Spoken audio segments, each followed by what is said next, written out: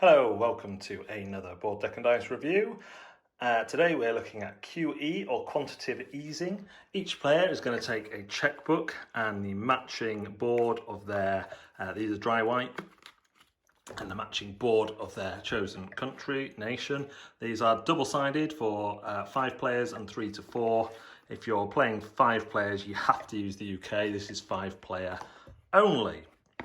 The main difference in a 5-player game being that you get an extra power, which lets you look at a bid once per the whole game. You get an extra stock type here, and 0 bids come in at more than 3 players. So 4 and 5 players have 0 bids as well. So everyone's going to take one of these.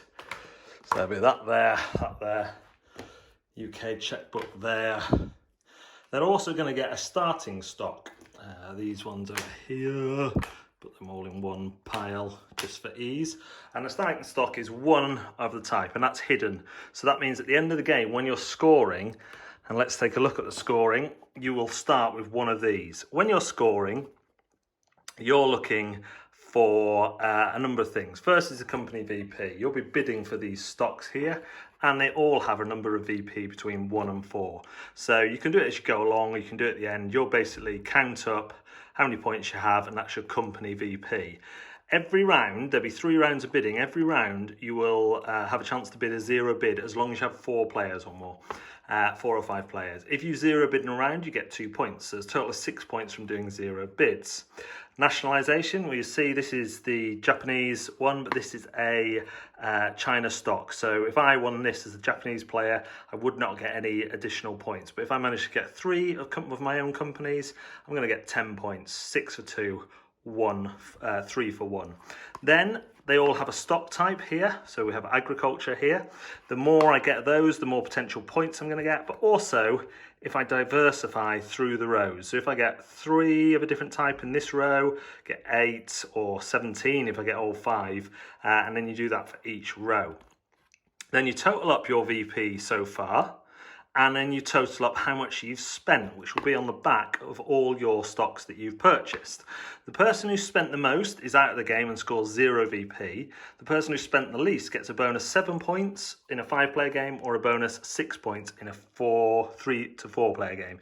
You'll see there's slightly less on the board in a 3 to 4-player game, and it tells you you don't do 0 bids. So that's how scoring works.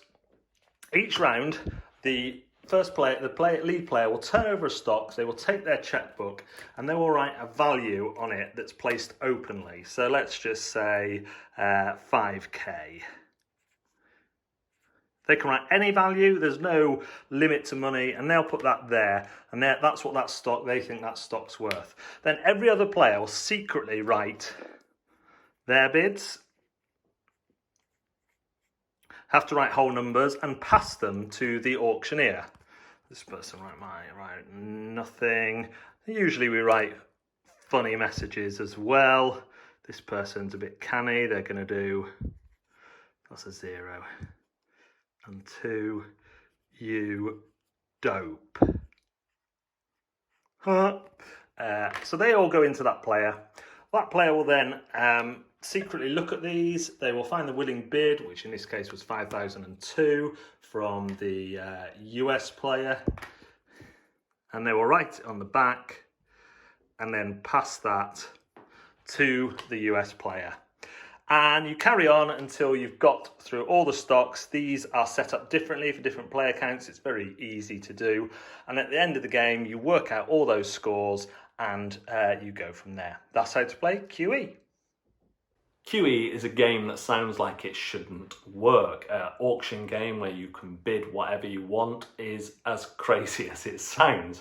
But that added rule of the player who spent the most at the end cannot win and get 0 points is the genius of this game. The way that the start player will set the auction price for something, and that's a really tough job. If they set it too much, they could be lumped with it, and then everyone knows what they can stay below. But if they don't set it enough, someone else isn't going to bid high enough. And the amount of times I've played this game and thought that someone had absolutely bid the most and was surprised to find that they hadn't. They had actually bid less than me, has been quite crazy. I like the differences between the 3 and the 5 player game. The 5 player game, you get an extra industry and you can look at someone's bid once during the game. So the game scales well from 3 to 5 players. The components are really good. Considering this started life as a wooden game, it really is quite amazing.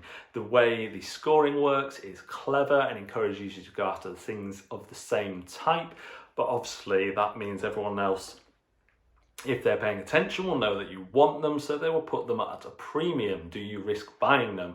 And then there's the point in a game when someone breaks through the million barrier, often in the first round in the games I've played, and it all goes crazy. I absolutely love QE. It is certainly my favourite auction game, and it is high up in my favourite games of all time. It is easy to explain, easy to understand, and people just love playing it. When you tell them that they can bid whatever they want, their little eyes light up and they're like, what? There are no rules to my bidding? And you're like, well, and then after they've played around and they see how it works and the way the lead auctioneer will run it, and then everyone gets a turn to do that, it is super clever. It is super quick and super fun, and I'm so glad that this clever design has got a full board game release outside of the small handmade wooden ones that originally released. QE is a great game, and if you can get hold of it, I highly recommend it. For people who want a very interactive experience, you can go a lot worse than QE. So, intimidation factor, there is a little bit in terms of the design of the graphics and all that isn't the most new user friendly. It all looks the part, but it could be friendlier to new players, I would say. So there is a little bit, but we're not talking very much. The rulebook is clear and gives you setups for the various player counts. That can be a little fiddly, but not hugely. It's only really noticeable because of the quickness of the game. And the fun is off the chart. This is seriously one of my favourite games. It will be staying in my collection. I recommend it to lots of people. I play it an awful lot whenever I can, and I just love QE. Thanks very much for watching another Board Deck and Dice Opinion. We will see you next time.